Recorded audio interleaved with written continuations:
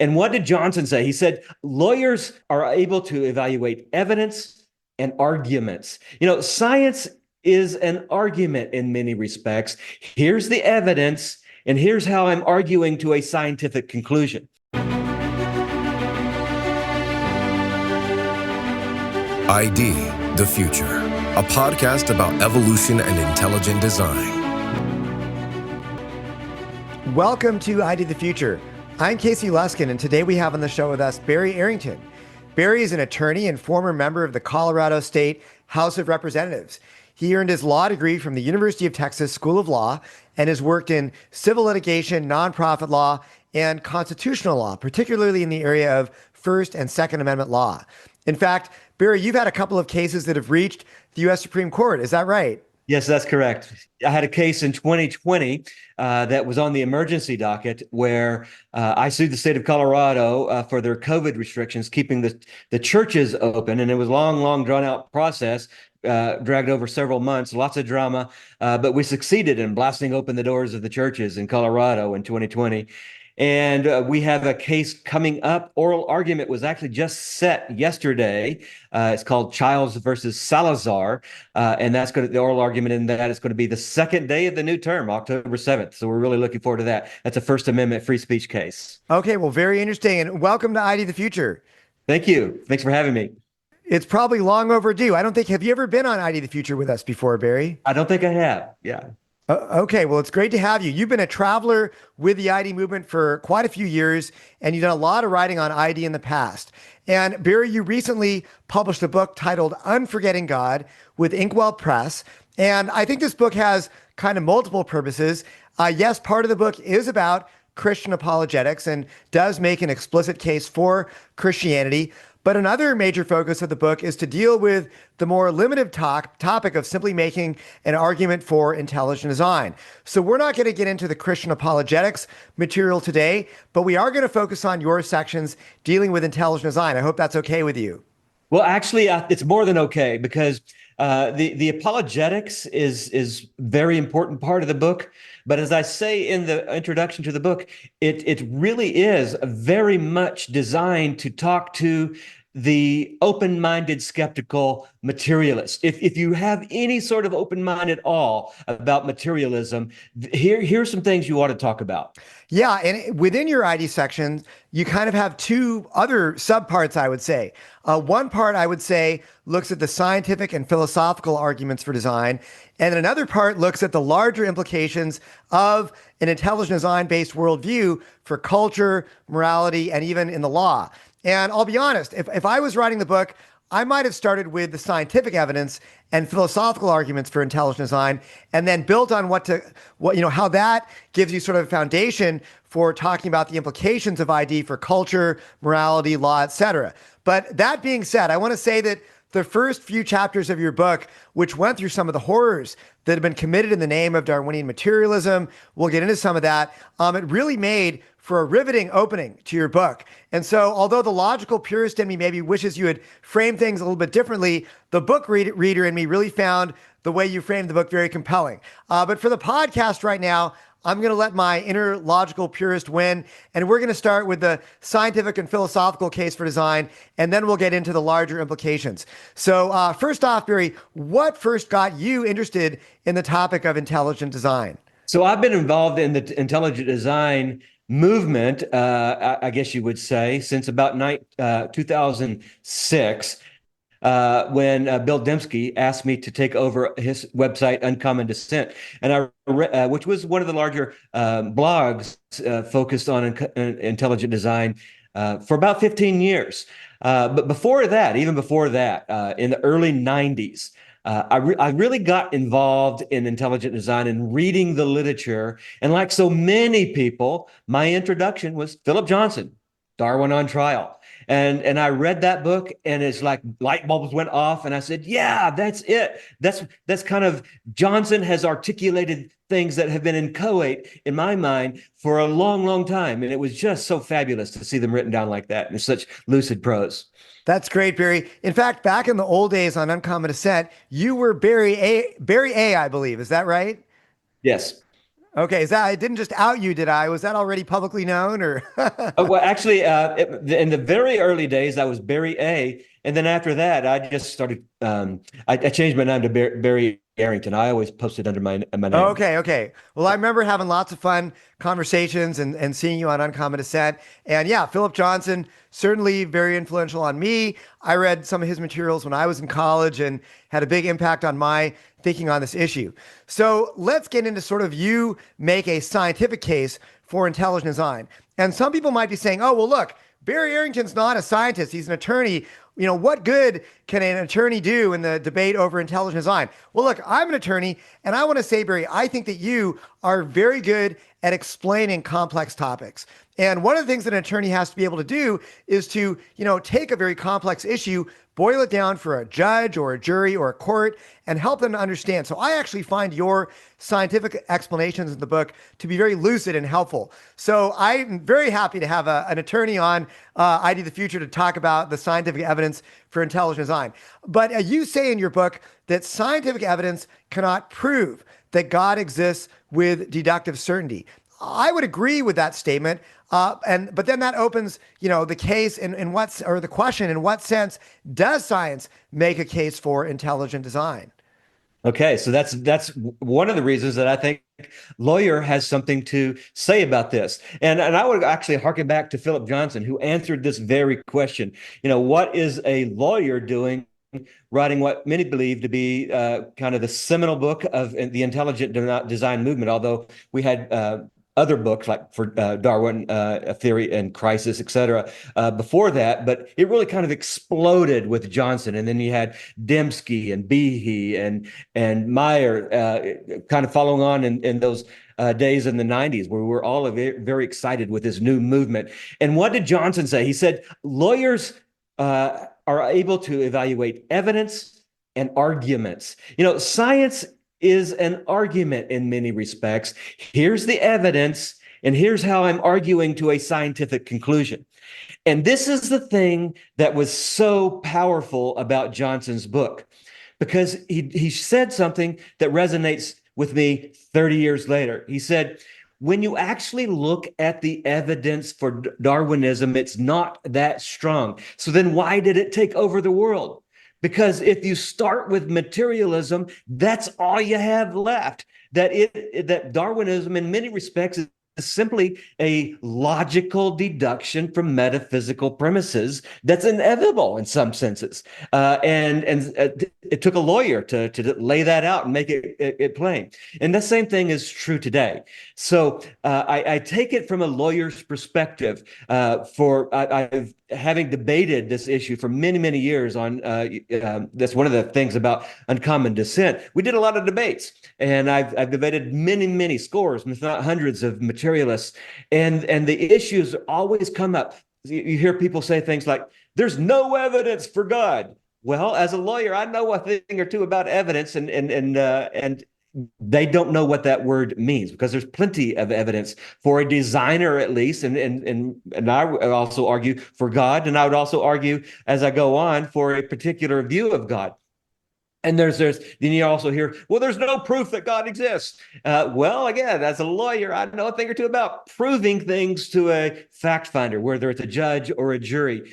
And you say that there's no way to prove God to an apodictic certainty. And that is certainly true. You can't prove hardly anything except, 2 + 2 is 4. You can prove that. But that's kind of, in some senses, trivial. The very important questions we have to deal with some level of uncertainty. And that's why, as a lawyer, I understand that proof is not a discrete function. It's not yes, no, black, white, off, on. It falls on a spectrum, and there's various levels of proof.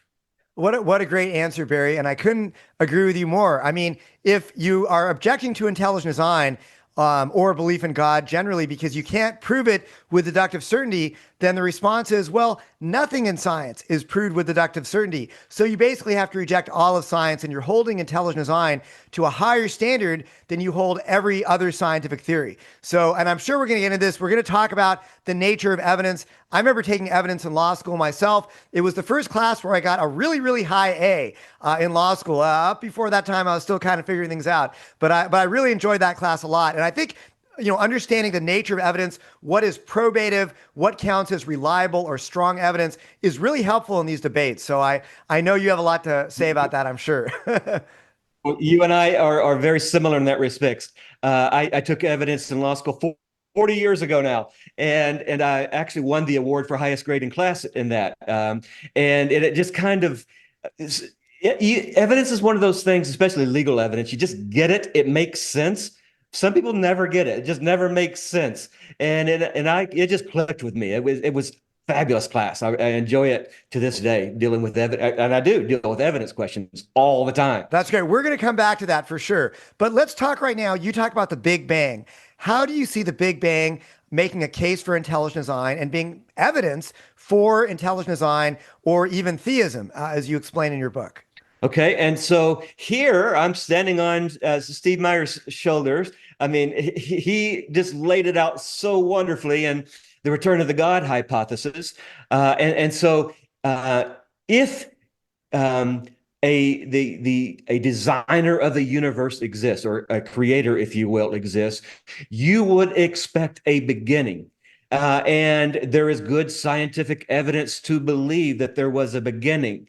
And therefore, there's good reason to believe that the creator exists to cause that beginning. Now, on the other side, from materialist perspective, if you are a materialist, there is no explanation for a beginning other, of course, they have the steady state theory of infinite universes, which is kind of refuted by the Big Bang, which is one of the reasons that so many scientists resisted it, because it points intellectually to a beginning, which points to a creator. Fred Hoyle actually accused those who advocated for the Big Bang of being religious fundamentalists. I mean, he went that far. Yeah, absolutely. So this is sort of almost like a Bayesian framing where we say, on which model would you most expect there to be a beginning to the universe? Under a designed universe or a materialistic universe? And I think you framed it very nicely. And look, it's okay to stand on the shoulders of people like Steve Meyer. Everybody's standing on the shoulders of somebody else. So there's no shame in that. But I think it's a very helpful way to make the argument. Which model leads you to expect this data more compared to the other model? Now, I really appreciated that you went into quantum mechanics in your book and how it challenges materialism. I've seen ID proponents do this in the past, but I think that this is an area where ID really can expand more and make more and more arguments in the area of quantum mechanics. I'm hoping we can do that more in the future. But how is quantum mechanics probabilistic rather than deterministic?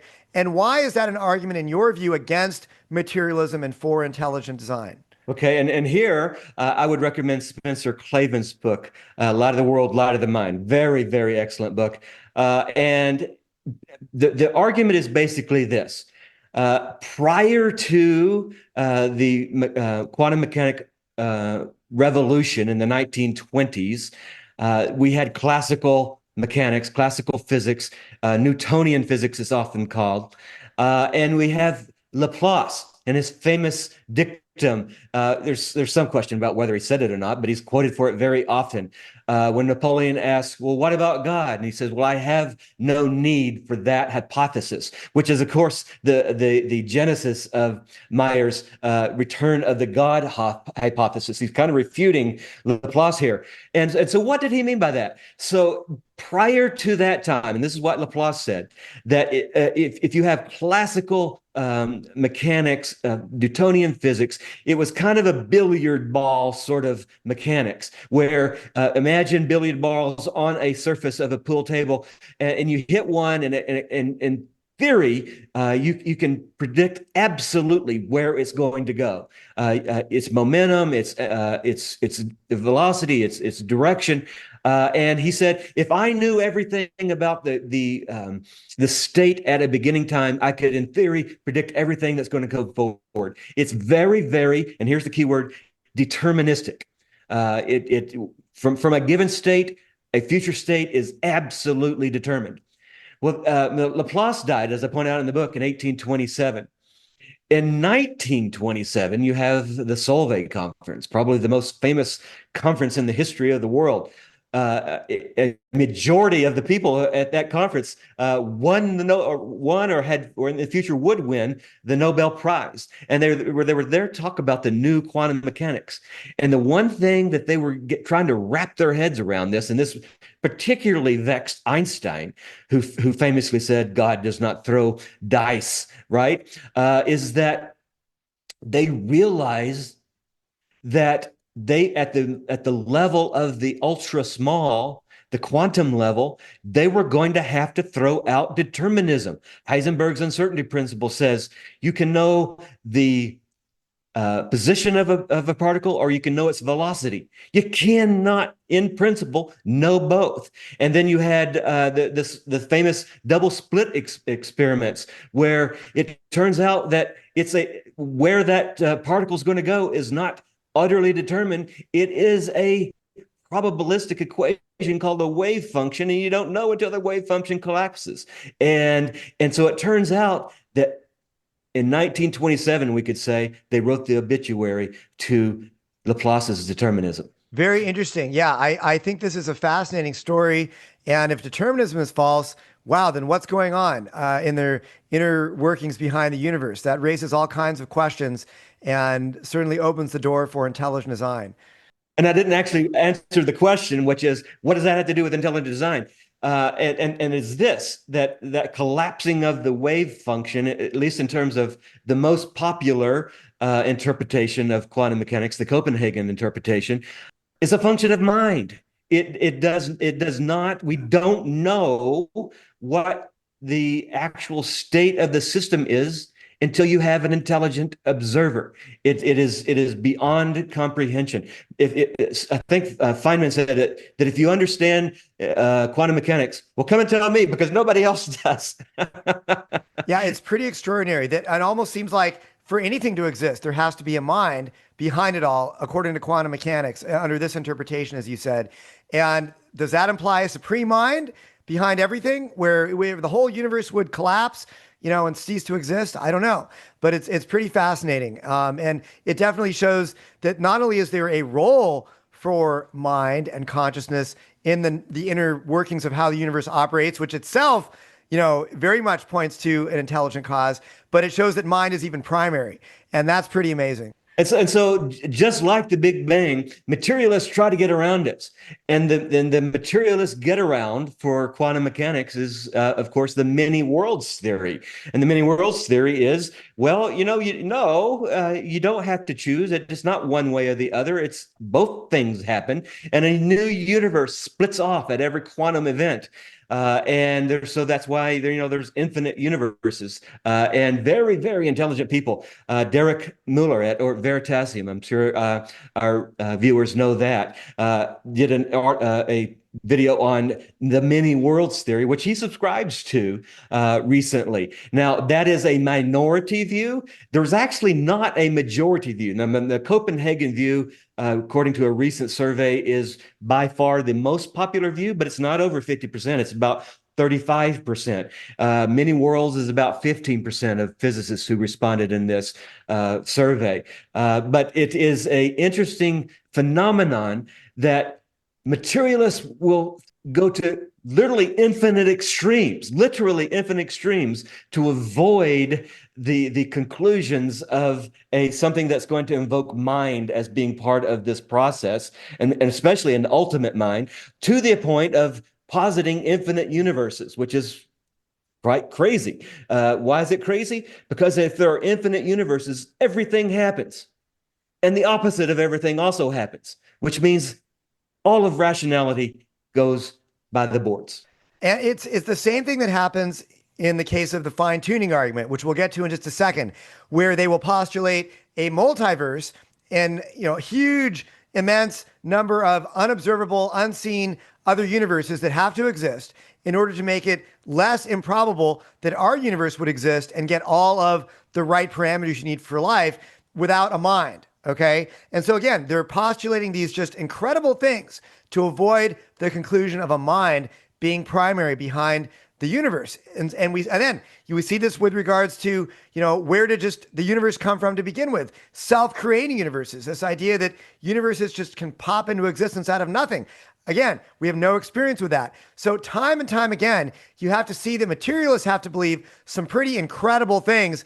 Use the word crazy. We'll get to that later. But, it adds up over time. You realize that actually believing in a mind is far more parsimonious a worldview and an answer to a lot of these questions than what you have to believe if you're going to hold on to your materialism. But let's get there as we go through the conversation, because you also do raise fine tuning as an argument for intelligent design in your book. And I appreciated you quoting me in your section on fine tuning, Barry. But I really admire your ability to explain things. And I wanted to ask you, could you explain for our listeners what is fine tuning? Why is it an argument for design? And perhaps what is your favorite example of fine tuning in nature? Okay, so about 70 years ago, physicists began to recognize that the universe is on a razor's edge to have life in it, life that can observe the universe. In other words, in order to have life, you have to have certain parameters. And when they started calculating those parameters, if the constants of the universe varied in even the slightest degree, there would be no universe at all that had life that could observe the universe to begin with. And so this is a common sense observation, is that the universe is fine-tuned for the existence of life. Even materialists, the arch materialists like Stephen Hawking will say, yeah, it's fine-tuned for the existence of life. That's not in dispute. So what is in dispute? Well, what is the result of this fine-tuning? Of course, there's two competing explanations. The first explanation is obvious. There's fine-tuning, there's a fine-tuner. I don't know how many of our viewers are old enough to remember the old receivers that you used to have radio signals come in on, and you can get a gross tune, and then you had a fine tune, and you'd get the dot. And well, you at that point were the fine tuner.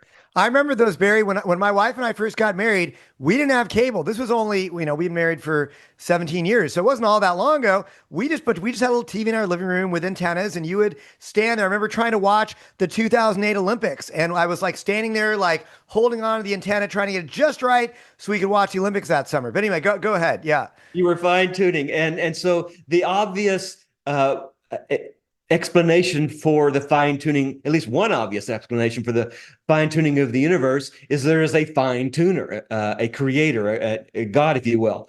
And what's the other explanation for the fine-tuning of the universe? And there's not really a good one, but the one that has been advanced most by the materialists, who, again, their motive is to avoid the conclusion of a creator, is the multiverse theory. And of course, the multiverse theory posits that every imaginable universe exists. There's an infinite number of universes, and we just happen to be in one where you can observe life. Well, the problem with that becomes immediately apparent. It like the many worlds theory of quantum mechanics, it utterly destroys reason. Why? Because if there are infinite universes, everything that can happen will happen. As a matter of fact, it will happen infinitely number of times. And if everything that can happen will happen, it explains every observed phenomenon, plus the opposite of every observed phenomenon. And so something that explains everything with equal alacrity actually winds up explaining nothing, right? And so that's the fine-tuning argument in a nutshell. Now, my favorite, I think, is the privileged planet explanation. And there are so many variables that have to be done just exactly right for life on Earth to exist. No, everybody, well, most people are familiar with the Drake equation, and the Drake equation is the one where you take all these parameters for the existence of life and you multiply them. You come up with more or less arbitrary percentages for what those probabilities are, and you can come to the conclusion that there are billions or even trillions of inhabited worlds or zero inhabited worlds. That's the Drake equation is, in my view, useless because it's infinitely malleable. On the other hand, if you actually look at what the parameters are and how fine-tuned they have to be, and the calculations that they did in that book, The Privileged Planet, Gonzalez and Richards, that it turns out that the probability of even one habitable planet existing in the Milky Way is less than one. And that's why they call it the privileged planet. We beat the odds. Out of the billions and billions of stars out there, if you calculate all those odds, the probability that one habitable planet exists is less than one. And that's why we're the privileged planet. Either that, or there is a near infinite multitude of other universes out there that we can't observe where there is no privileged planet. And we just happen to live in the one that got lucky. You can take your pick, but I think that I'll go with a more parsimonious explanation here. The parsimony theory is very, very key to every argument here. Everybody is familiar with Occam's razor. And Occam's razor, in its classical formulation, doesn't say, I mean, we all say the theory that's simplest is usually the correct one. Well, that's not what it actually says. In its classical formulation, it says entities should not be multiplied beyond necessity. Well, if you're going to multiply to infinite entities, that is the most egregious violation of Occam's razor that it's possible to imagine. That's really, I've never heard that formulation, Barry, but that really is like the definition of the multiverse, is multiplying things beyond, well, I guess they would argue it's necessary, but if you just look at the data, I don't think it's necessary. But anyway, that's very interesting, Barry. I'll have to talk to you offline and get the reference for that, because that's a great formulation.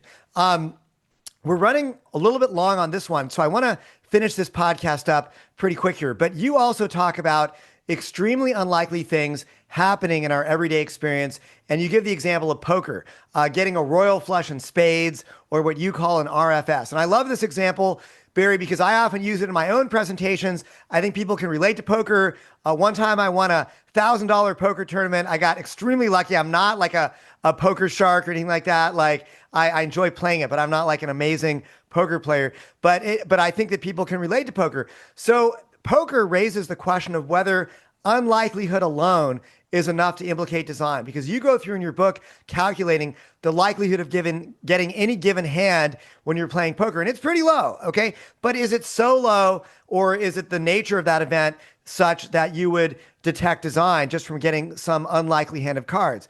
The answer, of course, is no. But could you explain what is the idea of an RFS, and how does it help us to understand the idea of combinatorial space, specified complexity, and what counts as evidence for intelligent design?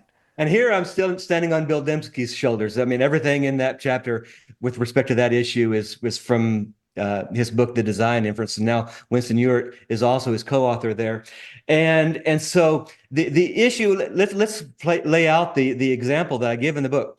Suppose that you are playing poker and it's just you and your buddy, you're playing heads up, and he deals himself 3 royal flushes and spades in a row, the first 3 hands.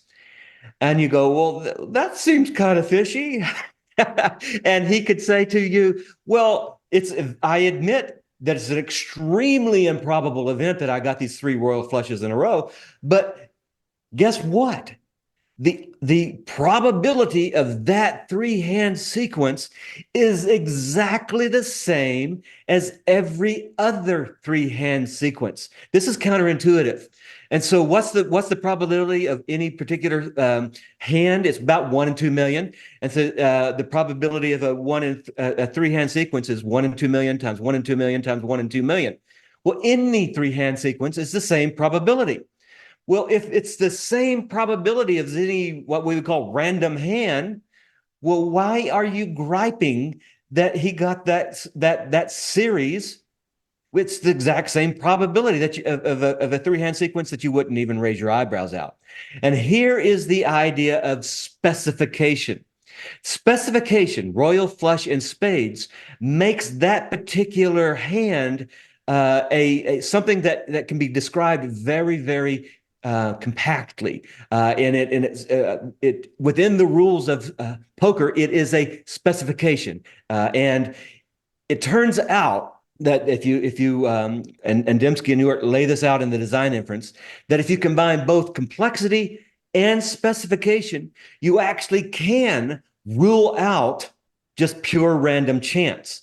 And since that specification, three royal flushes in a row, could not happen in all the time from the Big Bang to the present moment by pure random chance, you can rule out pure random chance. And so that combinatorial space, when you have a very, very tiny specification in that vast ocean of combinatorial space, if someone hits it, you can be certain that it was designed. And in this case, cheating and design inference are the same thing. Yeah, I mean, if you just got some weird hand that doesn't mean anything in the game of poker, you might think, okay, that's really weird to get it 3 times in a row. And you may even get a little suspicious, but, you're not going to necessarily, make that argument to your death. But if he's getting the royal flush that he needs to win the hand of poker 3 times in a row, you're going to, call in the bouncer at the casino and say, this guy's cheating, right? Absolutely. And it actually doesn't have to be the same hand. You could get deuce seven, ace three, king seven. That series has actually the same probability as three royal flushes in a row. Well, and this gets into George Montañez's method of detecting design, where you talk about specialness, and you can. But anyway, we won't get into that right now. But absolutely. Okay, so the question then becomes, and we'll close it up with this one for the first podcast. Are these kinds of unlikely specified events or structures or scenarios, are they only found in physics and cosmology? Because I think we do see that with the privileged planet and some of these fine-tuning parameters. But do we also see these in biology? And if so, where do we see the equivalent of these royal flush in spades, RFSs in biology? Where do you see them, Barry? Okay, okay, I'm going to climb up on Jim Tour's shoulders now. You see them two places.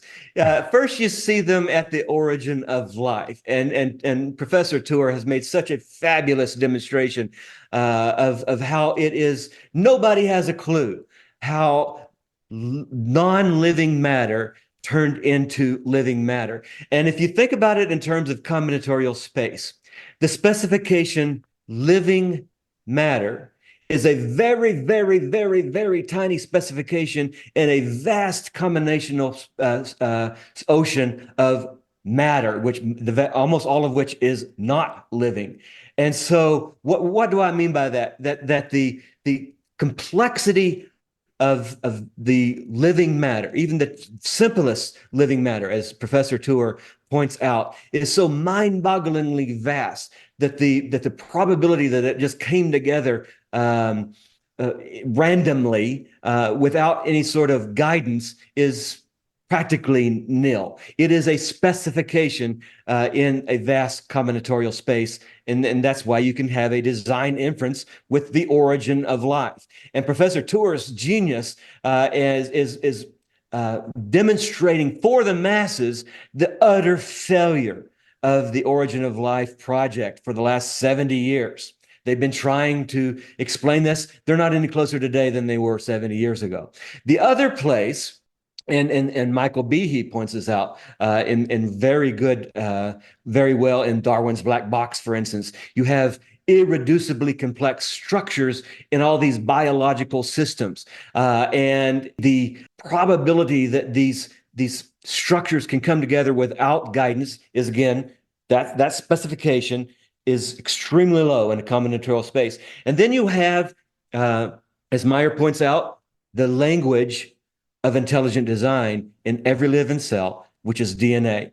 And DNA is not isomorphic with a semiotic code. It is a semiotic code. It conveys meaning. You have these chemicals arranged in exactly a particular way, and you have a chemical interpretation system that then results in a particular protein being made pursuant to those instructions and that interpretation system. That cannot arise in the absence of intelligence. It's just practically impossible. Great points, Barry. These are all great arguments for intelligent design. You're just taking us on a tour of where we see fine-tuning specified complexity in biology. Okay, so let's now close this up. You say in your book that materialists have to believe some crazy things. And this, of course, is a quote from mathematician Granville Sewell, who's a friend of both of ours. Now, I'll be honest, I kind of recoiled when I saw that quote because I don't normally talk like this, but let's read the full quote from Granville Sewell in context. He, of course, is a professor of mathematics, might be emeritus now from the University of Texas, El Paso. He says, if you're going to be a materialist, he says, you must believe that a few unintelligent forces of physics alone could have rearranged the fundamental particles of physics into computers and science techs and jet airplanes and nuclear power plants and Apple iPhones. So is it crazy to believe that blind matter and energy can create, iPhones and jet airplanes, Barry? And if so, sum it all up for us. Why is that? Why would you say that? So the obvious rejoinder to what it's crazy to believe those things is, well, wait a minute. The blind physical forces acting on the fundamental particles didn't create all those things. People did. Well, wait a minute. If you are a materialist, by a reductionist materialist, especially, you have to believe by definition that the people themselves were made by blind physical forces acting on the fundamental particles. And so you've just pushed it back one step. And in the book, I demonstrate how if you just keep pushing back one step at a time, as a materialist, your principles say that from the Big Bang to the present moment, blind physical forces acting on the fundamental particles produced all of those things. Well, we know that is impossible, that when you have specified complexity like Apple iPhones, every time we have observed the existence of specified complexity, without exception, in the history of observations, it has been the product of what? Mind. And therefore, the most parsimonious explanation for the existence of those things is a mind that created. Great way to end it, Barry. I very much agree with you. In our experience, mind is what produces these things. And we have no experience with unintelligent processes creating these complex features. So great argument, very well argued. And I would expect nothing less from you, Barry. So the book is Unforgetting God by Barry Arrington. We've covered sort of his scientific arguments in this podcast. We're going to do a second podcast with Barry where we're going to talk about how he addresses some common objections to intelligent design and also talks about some of the larger philosophical, cultural, and even legal implications of this debate. So stay tuned for more with Barry Arrington. Barry, thank you so much for joining us. Thank you for having me. I'm Casey Luskin with ID the Future. Thanks for watching and listening.